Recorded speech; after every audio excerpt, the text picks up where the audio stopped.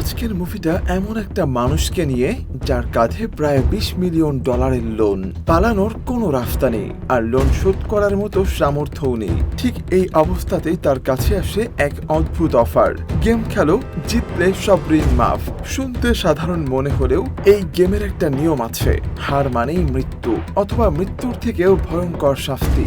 অনেকে একে আবার স্কুইড গেমের সাথে মিল খুঁজে পান, কিন্তু মজার ব্যাপার হলো এই মুভি স্কুইড গেমের অনেক আগেই রিলিজ হয়েছিল এবং স্কুইড গেমের অনেক কনসেপ্ট আসলে এখান থেকেই নেওয়া।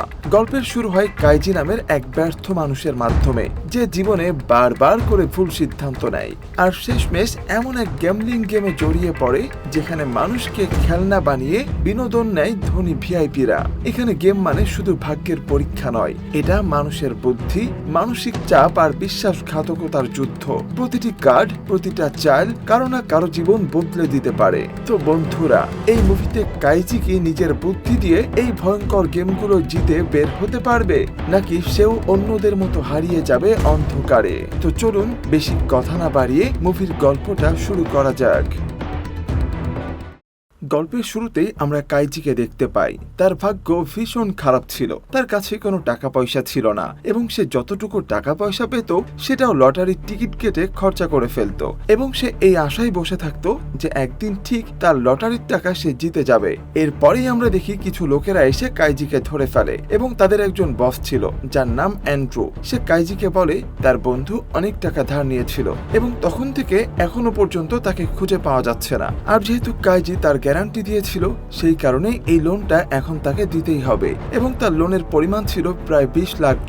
এসব শুনে কাইজি তাকে বলে তার কাছে একটা কানাকড়িও নেই। এই কথা শুনে এনু কাইজিকে আজ রাতের একটা গ্যামলিং শিপের ব্যাপারে জানায়। সে এটাও জানায় যে তার ভাগ্য যদি ভালো হয় এবং সে যদি খেলাগুলো জিতে যায় তাহলে তার সমস্ত লোন মাফ করে দেয়া হবে। এবং যেহেতু কাইজির কাছে আর কোনো উপায় ছিল না, তাই সন্ধ্যাবেলা কাইজি সেই জাহাজটায় চলে আসে। এরপরেই কাইজিকে একটা বড় হল ঘরে নিয়ে যাওয়া হয় এবং সেখানে তার মতো এমন অনেক অসহায় লোকেরা ছিল যারা আজ রাতে তাদের ভাগ্য দেখতে এসেছে, কিন্তু তাদের মধ্যে কেউ এটা জানতো না যে এইখানে যদি তারা হেরে যায় তাহলে তাদেরকে মৃত্যুর থেকেও অনেকটা ভয়ানক শাস্তি দেয়া হবে। এরপরেই আমরা সেখানে এই গেমের হোস্ট টনিকে দেখতে পাই এবং সে এখানে এসে সমস্ত প্লেয়ারদের এই গেমের রুলস এর ব্যাপারে জানিয়ে দেয়। প্রত্যেকটা প্লেয়ারের কাছে মোট 3টা স্টার থাকবে এবং একটা স্টারের মূল্য প্রায় $1 লক্ষ।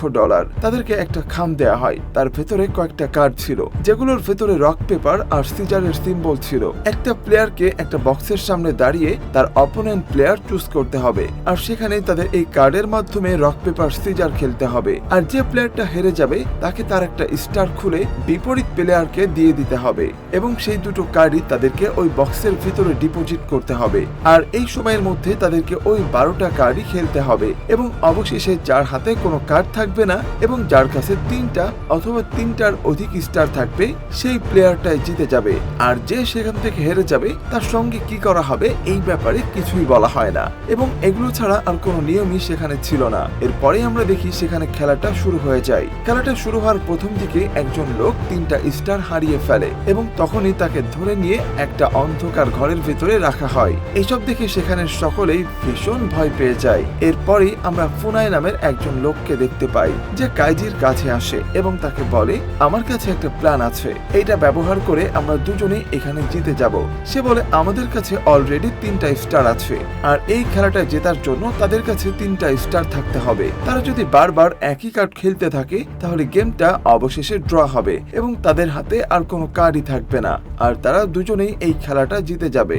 এই প্ল্যানটা কাইজির ভীষণ পছন্দ হয় এবং তখনই তারা দুজন ওই বক্সের কাছে গিয়ে তাদের গেমটা স্টার্ট করে। সেখানে খেলার আগে ফুনাই কাইজিকে বলে সে প্রথমে সিজারের পেপারটা ফেলবে, তারপর পেপার এবং তারপরে রগ।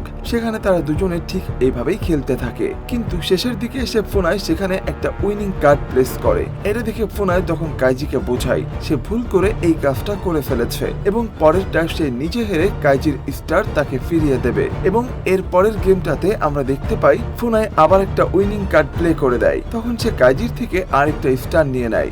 আসলে এটা ফুনাই চালাকি করেই করেছিল।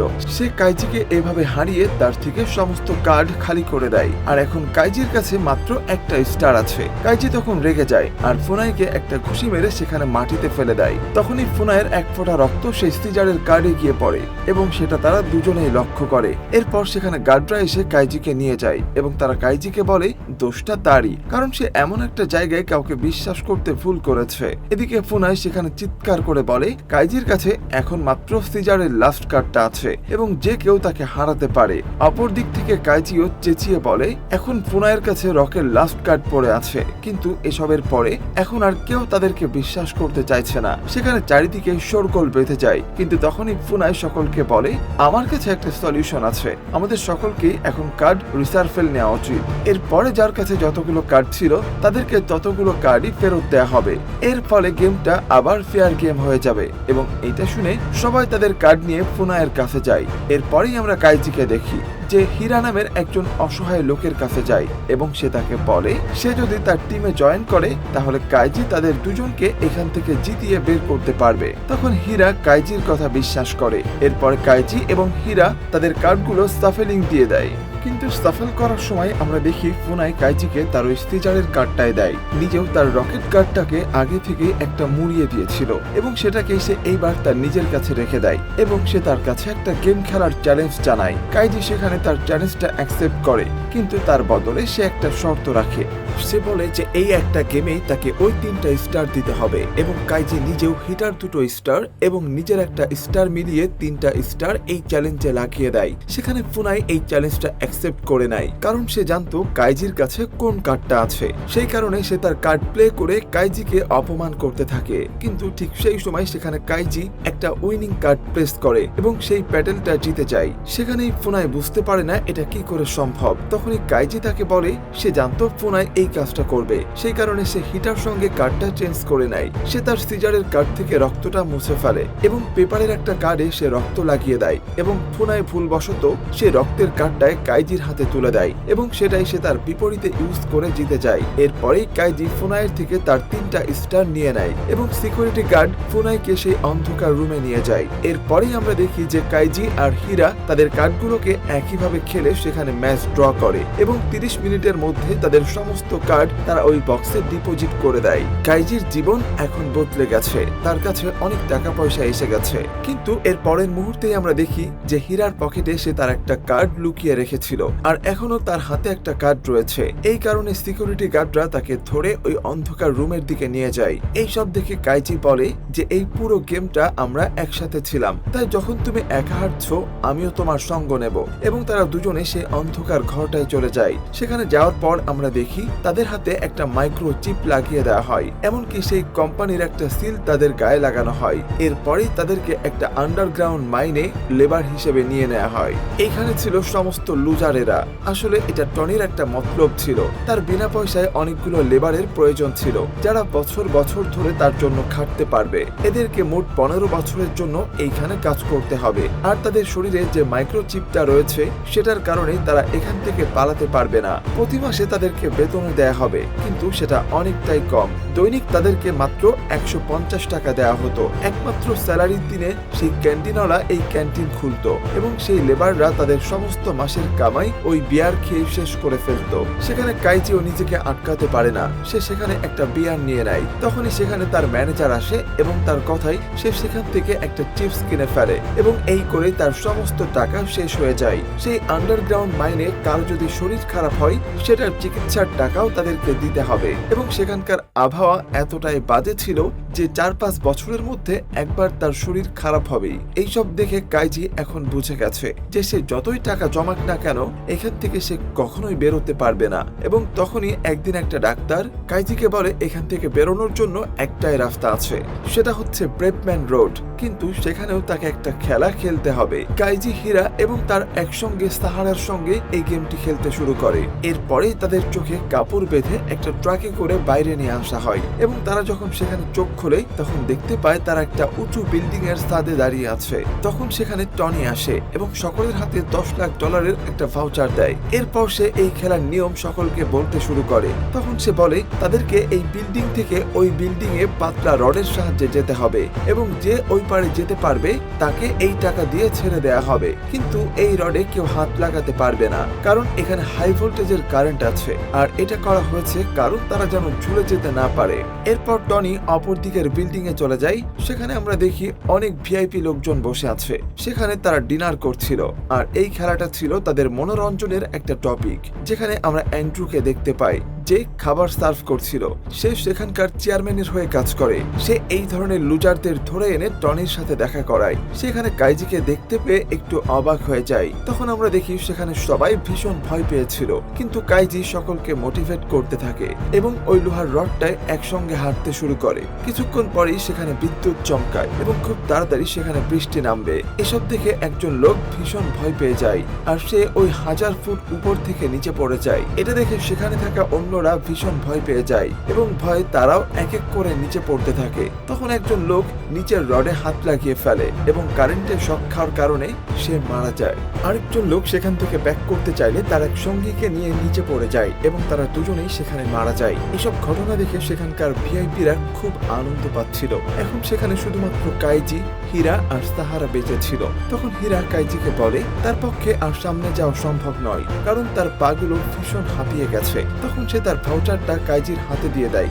আর বলে সে জেতার পর যেন এই টাকাগুলো হীরার মেয়ের কাছে সে পৌঁছে দেয়। এরপরেই সে ওখান থেকে নিচে পড়ে যায়। তখন কাইজি আর সাহারা একে অপরকে সাপোর্ট দিতে দিতে সামনে এগোতে থাকে আর একটা সময় পর তারা দুজনেই ওপারে পৌঁছে যায়। তারা খুশিতে তখন কান্না করতে শুরু করে। তখন তারা ভেতরে যাওয়ার জন্য দরজাটি খোলে। যেহেতু বাইরের এবং ভেতরের এয়ার প্রেসারটা সম্পূর্ণ আলাদা ছিল, সে কারণে দরজাটা হঠাৎ করেই খুলে যায় আর দরজার সাথে ধাক্কা লাগার কারণে সাহারা একেবারে নিচে পড়ে যায়, কিন্তু কাইজি কোনো রকমে বেঁচে যায়। সে তখন ওই ঘরটায় পৌঁছে যায় যেখানে টনি এবং বাদবাকি লোকেরা ছিল। তখন আমরা এই পুরো কর্পোরেশনের চেয়ারম্যানকে দেখতে পাই। তখন সে টনিকে ধন্যবাদ দিতে থাকে, কারণ এর আগে এত এন্টারটেইনমেন্ট সে এবং তার ভিআইপি গেস্টরা কখনো পায়নি। কাইজি তখন সেই দুটো ভাউচার টনিকে দিয়ে $20 মিলিয়ন চাই। তখন টনি বলে মৃত মানুষের ভাউচার এখানে অ্যালাউ নয় এবং কাইজির যে লোনটা ছিল সেটা দেওয়ার পর সে মাত্র $70,000 পাবে এবং এই টাকাটা নিয়ে সেখান থেকে যেতে পারবে। আসলে তারা সকলে মিলে তাকে ঠকিয়েছে। সে এখন কোনো টাকাই আর হিডারের মেয়েকে দিতে পারবে না। তখন সে কর্পোরেশনের চেয়ারম্যান কাইজিকে টাকা কামানোর আরেকটা উপায় দেয় এবং তাকে এখন টনির সাথে ইকার্ড নামের একটা গেম খেলতে বলে। এটাও একটা কার্ড গেম ছিল এবং এতে মোট 5টা কার্ড তাদেরকে দেয়া হবে, যার মধ্যে 4টা থাকবে সিটিজেন আর একটা বাদশা এবং আরেকটা সেটে থাকবে 4টা সিটিজেন আর একটা গোলাম। যার কাছে সেই গোলামের সেটটা থাকবে সে প্রথমে চাল দেবে এবং দুজনে যদি একসাথে সিটিজেন কার্ড প্লে করে দেয় তাহলে সেটা ড্র হবে।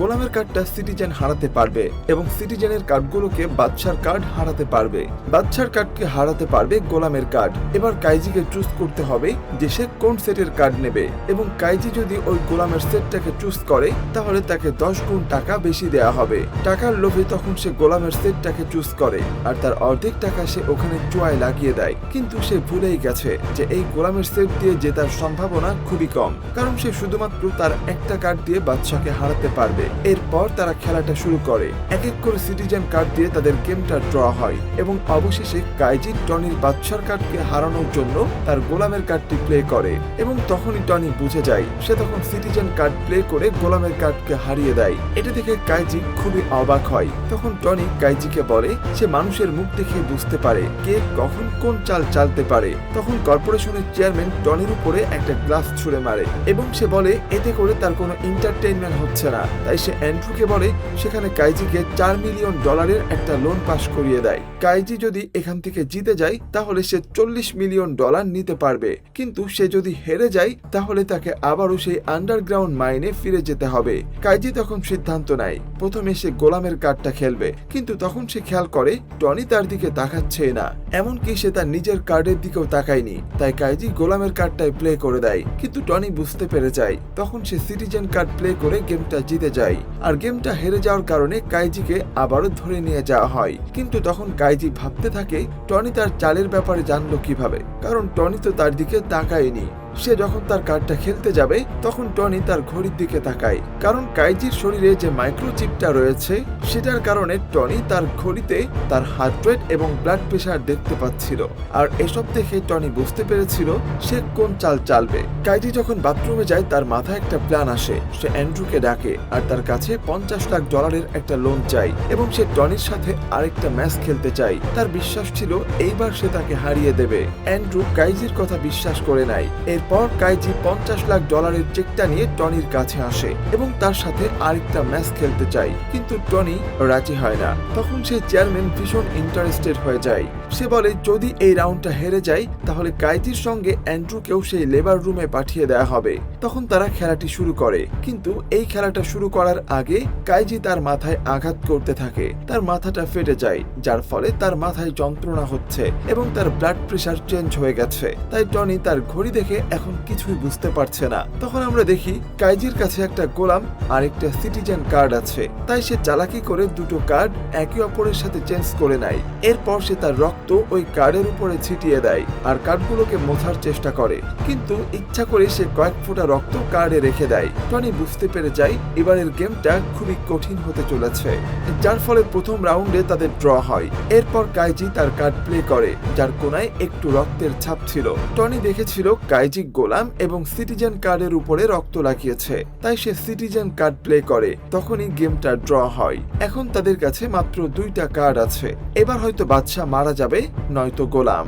কাইজি দ্বিতীয়বার কার্ড প্লে করে এবং সে কার্ডের কোনাটায়ও একটু রক্ত লেগেছিল। টনি ভাবে সে নিশ্চয়ই গোলামের কার্ড প্লে করেছে।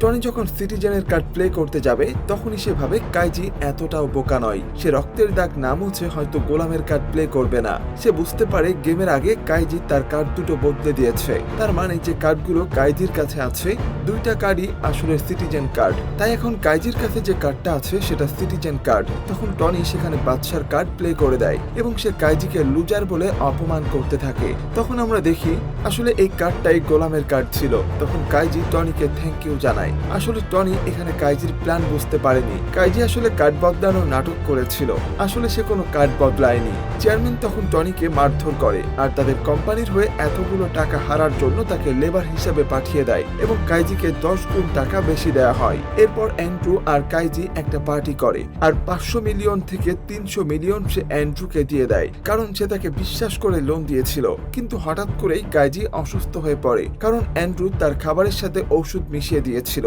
এরপর কাইজির যখন জ্ঞান ফিরে তখন সে দেখে অ্যান্ড্রু তার সমস্ত টাকা নিয়ে পালিয়ে গেছে। তখন কাইজি অ্যান্ড্রুর লেখা একটা চিঠি পায়। সেখানে লেখা ছিল অ্যান্ড্রু তাকে যে লোনটা দিয়েছিল তার ইন্টারেস্ট প্রতি 30 মিনিটে বাড়তে থাকে, আর এসব মিলিয়ে যে টাকা হয় সে এখান থেকে তাই নিয়ে গেছে। কাইজির জন্য সে $28 লাখ রেখে যায়। এরপর আমরা হীরার মেয়েকে দেখতে পাই। সে একটি বারে কাজ করছিল।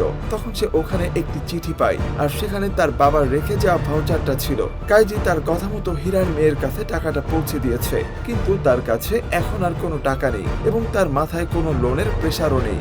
আর এখানেই এই মুভিটা শেষ হয়ে যায়। তো বন্ধুরা, এই ইন্টারেস্টিং মুভিটা কেমন লাগলো সেটা অবশ্যই কমেন্টে জানাবেন, আর চ্যানেলে নতুন হয়ে থাকলে অবশ্যই সাবস্ক্রাইব করে রাখবেন।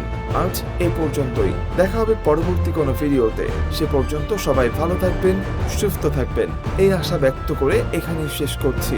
আল্লাহ হাফেজ।